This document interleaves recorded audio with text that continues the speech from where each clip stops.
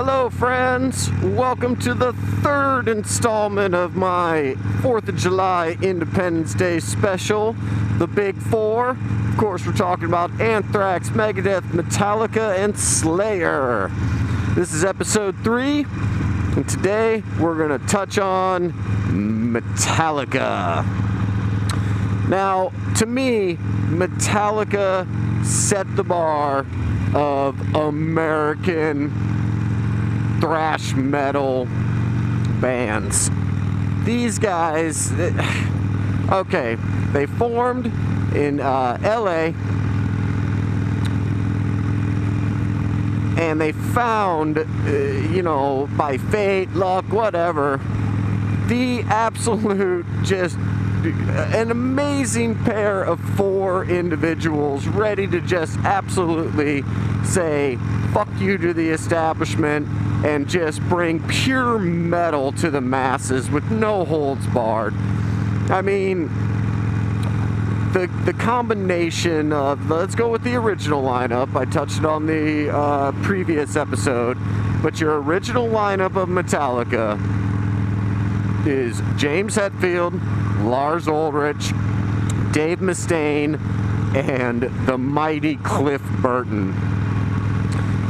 They get out there and they find Johnny Zazula, who's just like, fuck yes, you guys are going to be the biggest band on the face of the planet. And they start writing the album Kill 'Em All. Now, obviously, the shit fell apart with Mustaine. They threw him out. And they recruited Kirk Hammett from a band called Exodus. He was actually, I believe, like the co-founder of Exodus. And that's another band on the IRONVLOG that we'll get to at some point, but today it's Metallica. So Kirk Hammett comes in. They pretty much already had all of, they had actually recorded Kill 'Em All with Dave Mustaine, but they re-recorded it with Kirk Hammett when he joined. Kill 'Em All is the finest debut metal album ever. And I don't care if you want to argue that or not, it is the finest metal debut album ever. And I remember the first time I threw it on, and I'm like, and you get to Anesthesia Pulling Teeth, bass solo, take 1. You just can't believe that that's fucking bass this guy is playing. Burton just absolutely destroys it on that track. You're like, holy shit, man. And then, you get Metallica's 4 Horsemen, which, fuck, man. If the 4 Horsemen doesn't do it for you, stop watching my show now. Unsubscribe if you subscribe, because you are not a heavy metal fan. So you keep going down the list of just track after track on this album. Am I Evil, Blitzkrieg, No Remorse, Phantom Lord, Hit the Lights, It's Jump in the Fire. That album, man, there's just nothing like it. Absolutely nothing like it. And so, of course, they start to get this like cult following, to where, mind you, at this time in '81, this is when like hair metal bands are starting to take over, and Metallica was everything against hair metal bands. There's a funny story that Lars has told on some interviews, to where they're out hanging outside like the Whiskey Go-Go, the famous place in LA. And Motley Crue's out there, and he's all like, fuck glam metal, Motley Crue fucking sucks. And he starts getting chased down by Nikki Sixx, who, Nikki's like 6'3", and also wearing platform boots at the time, and is trying to chase this little Danish dude, Lars, who's like 4'8" or whatever the hell his little Danish ass is, and no chance in hell of catching him. But that's just a funny little story. So anyways, they were just everything fuck you to all other music. Metallica just was purely formed to take over the fucking world, and they did. they would talk in their early sets, whatever bands were playing before them or after them in the clubs, the fans would turn their backs. Wouldn't even watch them until Metallica came out, and then just turned around and just showed praise. And that's a pretty kick-ass statement right there. So anyways, after their debut album, they come out with their sophomore effort, Ride the Lightning. Now, Ride the Lightning started to take on a different shape, to where they started really catching their technical, sound. And that album has produced timeless classics. You go with For Whom the Bell Tolls, of course. I mean, I don't even give a shit if you don't know metal. You know For Whom the Bell Tolls. Creeping Death. Come on now. Ride the Lightning itself. Escape. Trapped Under Ice. These are just mammoth songs. And now they're really starting to gain steam. But for me, the be-all, end-all of Metallica is Master of Puppets. That album, when that came out, was it was a complete mold and mesh of the two, of Kill 'Em All and Ride the Lightning. Just pure thrash, but very, very technical. And this is where they really started to get their like signature. The songs, I think the shortest song on Master of Puppets is like 7 minutes long, something like that. So they really started to get that, what the fuck is this 40 miles an hour shit? Anyways, they really started to get their sound now to where you're like, okay. So, moving on from Master of Puppets, let's not move on, but we have to discuss 86. They're on tour in Sweden with Anthrax, and their bus hits a patch of ice and flips over, killing bassist Cliff Burton.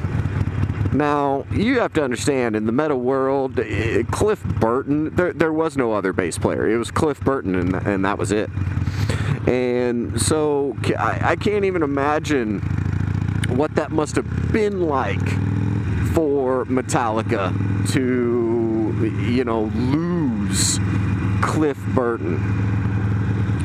But, they're in the midst of this huge tour, and so reluctantly, they went on the hunt for a new bass player, and they found a young man, Jason Newsted, who was in a band called Flotsam and Jetsam.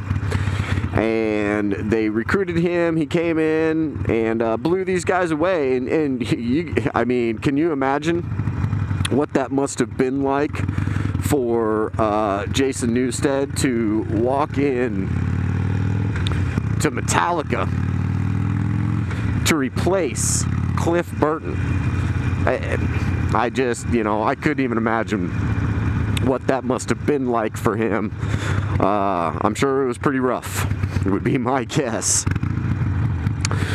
So they finished the Master of Puppets tour.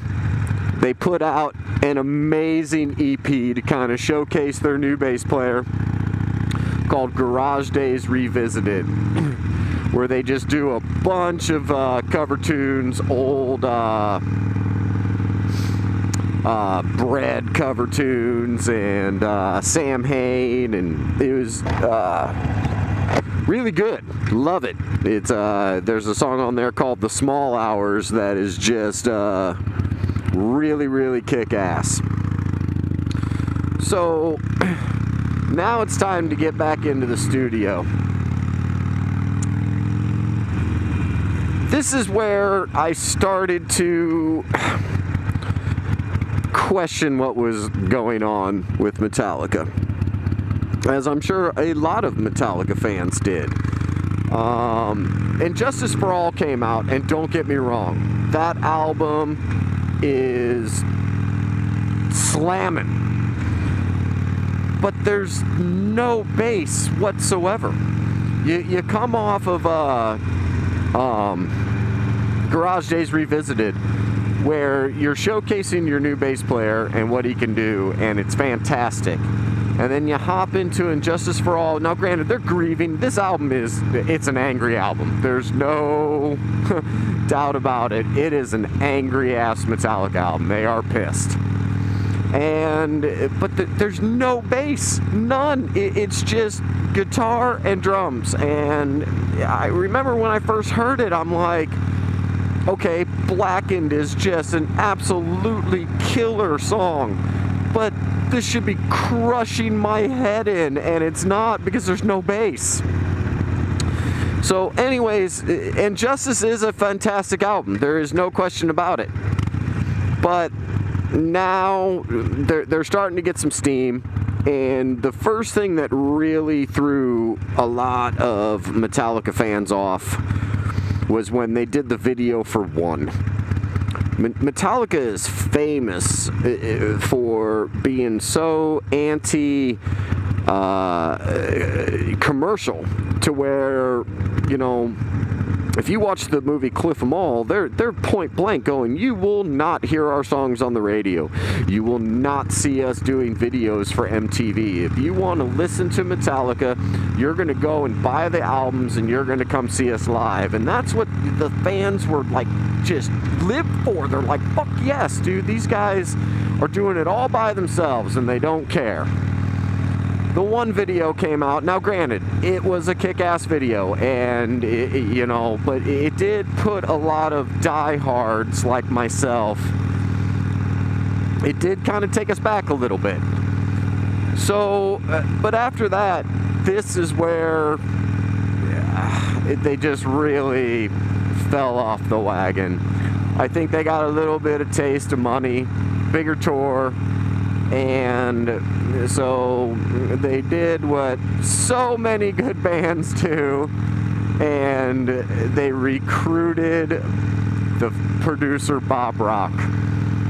Now, Bob Rock is for bands who want to become millionaires. Just plain and simple. Bob Rock turns great bands into radio bands. And this is what happened with the Black Album. I'm sorry if you're a Metallica fan out there going, but wait, the Black Album's good. No, fuck you, the Black Album is not good, okay? That is pure commercial, radio-friendly, pop metal bullshit. And as a die-hard Metallica fan through the 80s, that was the final straw.